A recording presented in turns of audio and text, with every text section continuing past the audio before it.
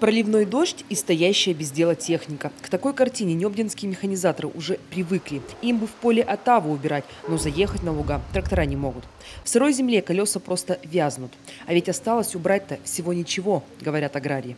Что погода дала, то, что максимум могли выжать из этой погоды. Все взяли. Техника была подготовлена весной, и она не подводила. Были мелкие ремонты, но все было хорошо.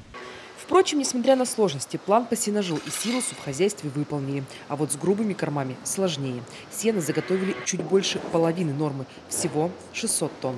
Было трудно в этот год работать, потому что погода была такая, что в день надо было по пару техники брать. Вот утром одна техника, надо отцепляться, а другую, потому что погода утром-то солнечная, то дождливая, не знаю что, или на сено идти, или на силос, или на сенаж. И даже из-за этого, что настроение вот такое, что не знаешь, куда и за что браться было. На этой неделе в хозяйстве Необдина ждут результаты лабораторных испытаний кормов. От этого будет зависеть зимнее меню местных буренок. При разработке рациона только индивидуальный подход. Современная технология кормления позволяет контролировать каждую съеденную калорию. Основную роль играет, конечно, чтобы все питательные вещества в достаточном количестве хватало коровы, в зависимости от ее потребностей. Какова потребность есть по ее продуктивности, по ее живой массе. Главное, чтобы мы все смогли это корове предоставить. Если мы сможем все это ей дать, соответственно, она молоком нам наши старания оплатит.